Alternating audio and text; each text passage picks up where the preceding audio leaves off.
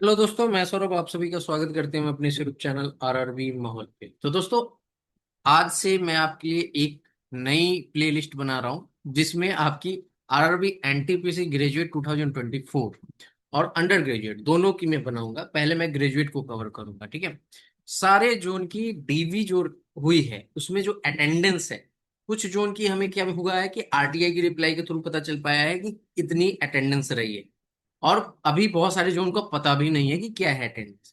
तो मतलब अभी आने वाले दिनों में अगर वो आरटीआई रिप्लाई मिलता जाएगा तो वीडियो उसके बेस पे बना देंगे। अदरवाइज अगर आरटीआई रिप्लाई नहीं आ पाता है अदर जोन का, तो जो अभी अटेंडेंस आपकी रह रही है हर एक जोन में उसी के एवरेज को लेते हुए हम ये आपको बताने की कोशिश करेंगे कि जो आपका सेकेंड डीवी होगा, यानी कि जो वेटिंग लिस्ट डीवी जो होता है, ठीक है। अभी तो आपका 1:1 में सिलेक्शन हो चुका है, कट ऑफ आ चुकी है। जिसका हुआ है लिस्ट में नाम वो डीवी करा रहे हैं, मेडिकल करा रहे हैं। आप सभी देख रहे हो कि एब्सेंट भी हो रहे हैं बच्चे। तो जो एब्सेंट और मेडिकली अनफिट होके किसी भी पोस्ट पे नहीं सिलेक्ट होंगे, उन सब की जो वैकेंट सीट रहेगी उसके लिए डीवी लिस्ट आएगी। तो उसको बोलते हैं second DV list additional DV list, ठीक है। तो उसमें आपकी कट ऑफ क्या होगी, कम होगी, क्योंकि जो कट ऑफ अभी लगी है उस पे तो ऑलरेडी 1:1 में सेलेक्ट हो चुके हैं बच्चे। अब उसके बाद जो है सेकंड डीवी लिस्ट आएगी तो उसमें अभी कट ऑफ कम होगी। तो जिनका पॉइंटों में रह गया है, ठीक है। तो इस वीडियो में मैं आपको ये बताऊंगा चंडीगढ़ जोन की। मैं चंडीगढ़ से स्टार्ट कर रहा हूं, ठीक है। चंडीगढ़ जोन की यहाँ पर सेकंड डीवी की कट ऑफ कितना कम रह सकता है, देखो ये एक्सपेक्टेड है, एग्जैक्ट कोई नहीं बता पाएगा। मैं आपको पहले ही क्लियर कर दूं। क्यों? क्योंकि डेटा नहीं है। कितने नंबर वाले एग्जैक्टली सेलेक्ट हुए हैं कुछ पता नहीं है। हाँ, चीजें एनालाइज करके कि कैसे टाइपिंग में बुलाया गया, कैसे क्या किया गया, ये सारी चीजों को मैंने देखा है, तभी मैं आपको ये चीजें बता रहा हूँ। और उम्मीद है कि अगर इसके आसपास होगी तो हो सकता है कि आपका सिलेक्शन हो सकता है। अब रही बात कि आपको ये जो कट ऑफ जो देखोगे कि कितने गैप आ रहा है, उस गैप को देखो। आपको क्या करना है, ऐसा नहीं कि इस गैप के भरोसे आपको बैठ जाना है कि चलो मेरा तो हो जाएगा ही, नहीं। इसमें क्या होगा कि आपके टाइम वेस्ट होंगे। आपको थोड़ा सा पॉजिटिव रहना है कि आपको ये देखना है कि चलो इतना कम रह रहा है, इतना गैप है, मैं इसके अंदर आ रहा हूं तो मेरा चांस हो सकता है। बस ये सोचना आपका कि हो सकता है थोड़ा सा मेरा चांस बन जाए सेकंड डिवी लिस्ट में, लेकिन मैं फर्दर आगे प्रिपरेशन करता हूँ, क्योंकि श्योरिटी तो किसी किसी को नहीं है ना। आपने देखा ही होगा कि अभी एग्जैक्ट कट ऑफ की इतना मार्क्स आकर भी सिलेक्ट नहीं हो पा रहे हैं, ठीक है। तो ये चीजें आपको समझना होगा, ठीक है। ऐसा नहीं कि वीडियो देख ली हम उसी के भरोसे रह गए कि अब तो हो ही जाएगा। बिल्कुल ऐसा नहीं सोचना है। बस आपको पॉजिटिव रहना है कि हाँ मेरा हो सकता है। आपको ये सोचना है कि मेरा चांस बन सकता है, ठीक है। तो देखो चंडीगढ़ से स्टार्ट कर रहे हैं, धीरे धीरे सारे जोन की आएगी। आप प्लीज पैनिक मत होना कि ये जोन ये जोन ये जोन। मैं धीरे धीरे सारे जोन बनाऊंगा, ठीक है। और ये इसकी प्लेलिस्ट बनेगी, उस प्लेलिस्ट में जाके आप चेक कर सकते हो, ठीक है। तो चलो सेशन को स्टार्ट करते हैं। और आप सभी से देखिए, आपके लिए ही मैं काम करता हूं। मेरे पास टेलीग्राम से लेकर यूट्यूब पर बहुत कमेंट आते हैं। मैं सबको रिप्लाई नहीं कर पाता क्योंकि मैं मेरे पास इतना टाइम ही नहीं है, ठीक है। तो मैं सबको रिप्लाई नहीं कर पाता, लेकिन सभी उम्मीद से मुझे कमेंट करते हैं, ठीक है। वो मुझसे पूछते हैं क्योंकि उनको लगता है कहीं ना कहीं कि मैं बता रहा हूं तो कुछ ना कुछ उनको ट्रस्ट होता है कि हाँ हो सकता है कि सही बता रहे होंगे भैया, ठीक है। तो इसलिए वो पूछते हैं। तो मैं हर एक को रिप्लाई नहीं कर पाता, इसलिए मैं वीडियो के थ्रू आपको समझाने की कोशिश करूंगा। अगर आप इसके रेंज में हो तो आप एक होप रख सकते हो छोटा सा कि हाँ हो सकता है कि मेरा सिलेक्शन हो जाए, ठीक है, सेकेंड डिवी लिस्ट में। तो चलो वीडियो शुरू करते हैं। देखो सबसे पहले समझेंगे वन बाय वन, ठीक है। हमारा जो रिजल्ट है ये ग्रेजुएट वाले का चंडीगढ़ जोन में आपको 7 मई को रिजल्ट आया था, जिसमें कैटेगरी नंबर 1, 2 एंड 3 का रिजल्ट दिया गया था, ठीक है। इतना चीज क्लियर है। जहां पे आप देखोगे कट ऑफ क्या गई थी, ये कट ऑफ गई थी 81.98 यूआर की।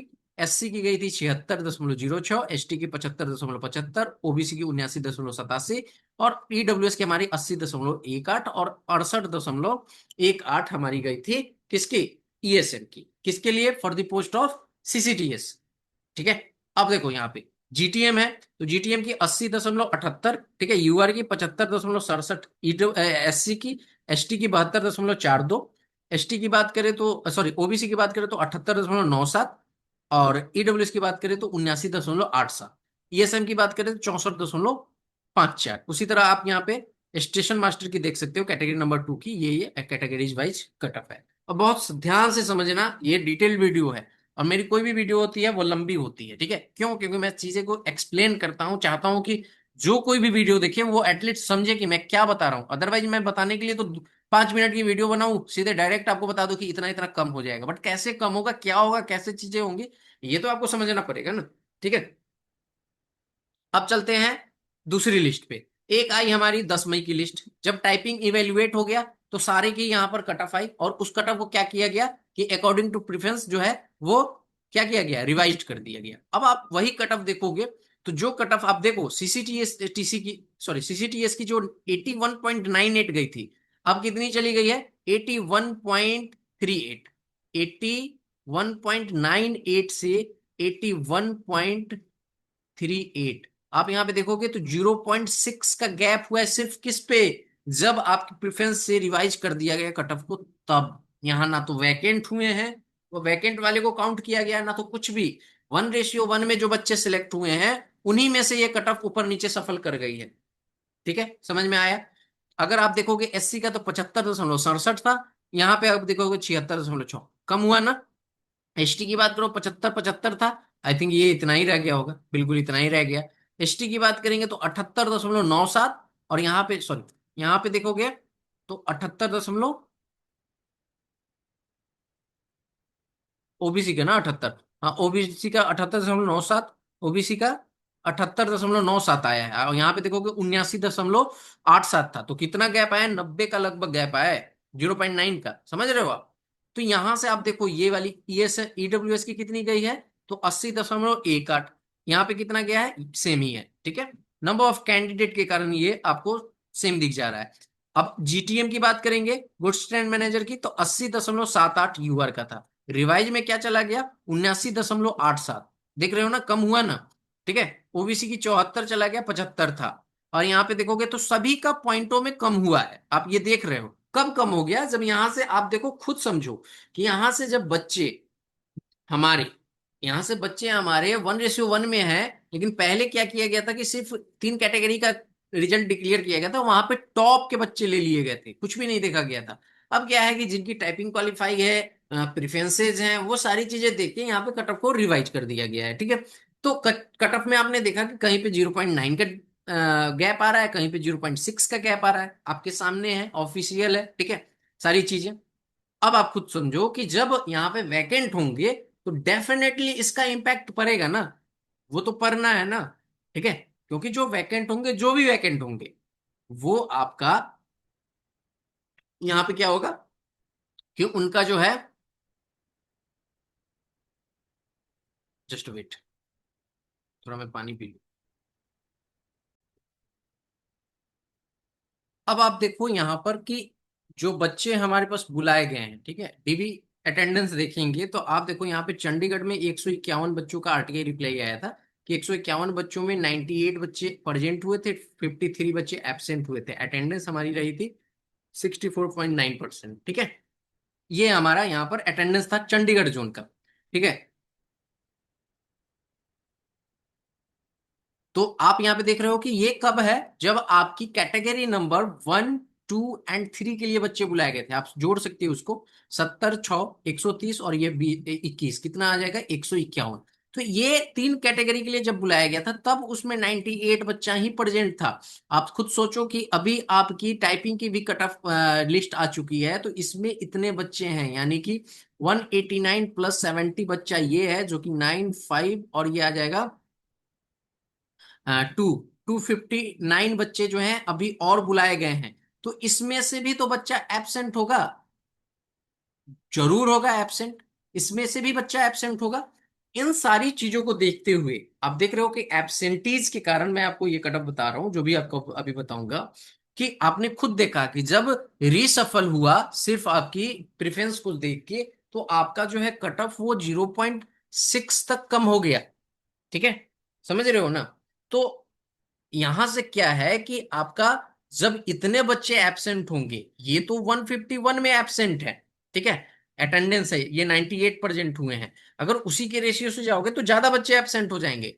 तो इसमें भी कुछ बच्चे एब्सेंट होंगे, हम कुछ ही बच्चों को ले रहे हैं कि इसमें भी कुछ बच्चे एब्सेंट होंगे, ठीक है।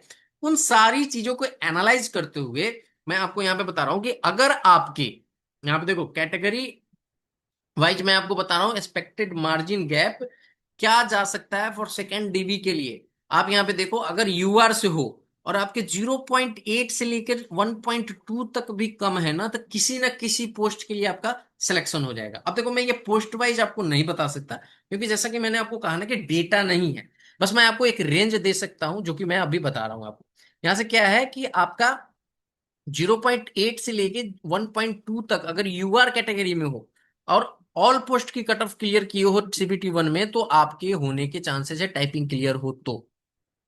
ठीक है, यानी कि ऐसा है कि अगर ये वाली गैप में आपके कम है चंडीगढ़ जोन में, तो आपका हो सकता है। ईडब्ल्यूएस की बात करें तो 0.5 से लेकर 1.3 तक का गैप आपका हो सकता है। ईडब्ल्यूएस की बात, ओबीसी की बात करें तो 0.5 से लेकर 1.4 तक का गैप है, तो आपका हो सकता है। एससी की बात करें तो 1 से लेकर 1.5 नंबर तक का भी गैप है, तो हो सकता है।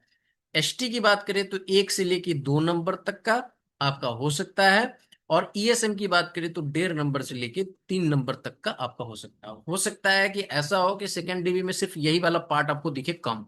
तो वही मैंने कहा, इससे लेके इसके मतलब यहां से लेके यहां तक का गैप आपको दिख सकता है। तो जो लोग 0.2, 0.4 या 0.01 ऐसे करके हैं, आपका तो 100% हो रहा है। आप क्यों परेशान हो रहे हैं? आपके लिए ही मैंने ये वीडियो बनाया है, ताकि आप जो बार बार पूछते हो वो चीजें आपको यहाँ पर समझ में आए। ठीक है, तो ये आपकी अगर गैप है चंडीगढ़ जोन से, तो प्लीज आप जो है अपनी होप को रख सकते हो। जैसा कि मैंने आपको शुरुआती में बताया, बस एक पॉजिटिविटी के लिए कि हाँ, मेरा भी सिलेक्शन हो सकता है सेकेंड डीवी में।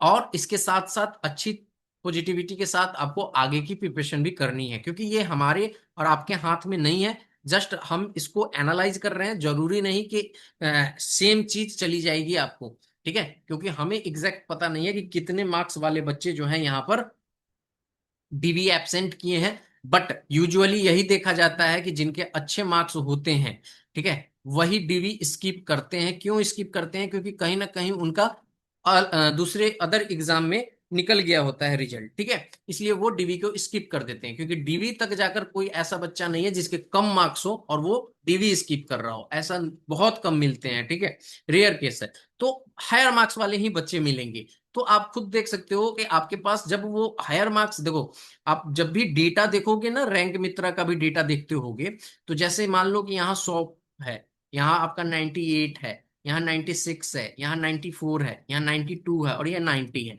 तो आपको मिलेगा क्या कि यहाँ 100 से ऊपर मार्क्स करने वाले 10 बच्चे मिलेंगे, 98 से ऊपर करने वाले 15, ठीक है, 96 से ऊपर करने वाले 20, ये आपके 25, ये आपके 30, ये आपके यहाँ पर 40। ऐसे हो सकता है, आपको दिखता है ना? क्यों? क्योंकि जैसे जैसे आप नीचे आओगे, तैसे तैसे बच्चों की संख्या बढ़ती चली जाएगी। ठीक है, तो वो क्या होता है ना कि ड्रॉप ज्यादा हो जाता है मार्क्स। ठीक है, ऊपर में बच्चों की संख्या लिमिटेड होती है, तो जब भी यहां से वैकेंट होगा तो वो गैप ज्यादा का क्रिएट कर देगा। ठीक है, हाँ, अगर मान लो कि जैसे कट ऑफ गई हमारी यहाँ पर, कि जैसे मानो 90 कटअप चली गई है और 90 पे हमारे पास वैकेंसी मानो कि हमारे पास 500 है, और 90 पे बच्चे जो हैं हमारे पास 800 बच्चे हैं जो 90 प्लस मार्क्स कर रहे हैं, तो यहाँ पे आपको गैप कम दिखेगा। ठीक है, ये वाला गैप आपको कम दिखेगा, क्योंकि यहाँ पे ऑलरेडी बच्चे हैं। ठीक है, इसके सिलेक्शन होने के बावजूद भी बच्चे यहाँ पे 90 मार्क्स वाले पे बैठे हुए हैं। लेकिन जब ये ऊपर से नीचे आएगा ना, तो ये वाला गैप आपको ज्यादा क्रिएट करता है। ठीक है, इसलिए बच्चों की संख्या जो है ऊपर नीचे हो जाती है। और मैंने आपको बताया कि ये जो डीवी अटेंडेंस है, ये तो सिर्फ कैटेगरी नंबर 1, 2 एंड 3 को लेकर है। ठीक है, अभी तो आपका टाइपिंग वाला जो है, ये जो 259, ये बच्चे जब जाएंगे तो इसमें भी कुछ बच्चे एब्सेंट होंगे ना, जो हायर मार्क्स वाले होंगे, और जरूर होंगे। तो जब हायर मार्क्स वाले बच्चे होंगे और फिर आपके लिए डीवी में जब सेकेंड डीवी जब लिस्ट आएगी, तो उसमें क्या है कि आपका टाइपिंग के लिए टाइपिंग देखा जाएगा। तो जो बच्चे रह गए हैं, जरूरी नहीं कि वो सब टाइपिंग क्वालिफाई किए होंगे, जरूरी नहीं कि वो सीबीटी वन में सारे पोस्ट की कट ऑफ को क्लियर कर लिए होंगे। तो बहुत सारे फैक्टर्स हैं, इसके लिए मैंने आपको ये रेंज दिया है। और बहुत सारी चीजें एनालाइज करने के बाद मैंने आपको ये रेंज बताया। अगर आपकी कैटेगरीज वाइज ये है, इतने का गैप है, तो आप अपना सिलेक्शन समझ सकते हो। ठीक है, सो इस वीडियो में इतना ही। अब अगला जोन जो होगा, जैसे कि आप देख रहे हो, इसमें जो है आपका अगला जोन, जैसे मैं अगला जोन जम्मू बनाऊंगा, फिर भुवनेश्वर बनाऊंगा, फिर त्रिवेंद्रपुरम, गुवाहाटी, अहमदाबाद। ठीक है, ऐसे जो आरटीआई रिप्लाई पहले मिला है वो, और उसके बाद में इन सब का एवरेज लेकर मैं आपको अदर कैटेगरीज का बताऊंगा। जैसे कि यहाँ पे एवरेज अटेंडेंस देख रहे हो ना, 81.39 है, तो उसी के बेस पे मैं और जोन का बता दूंगा कि क्या कम रह सकता है। ठीक है। अगर वीडियो अच्छा लगा हो तो लाइक शेयर और चैनल को सब्सक्राइब जरूर कीजिएगा। मिलेंगे अगली वीडियो में, तब तक इतना ही। जय हिंद, जय भारत, सभी को ख्याल रखिए।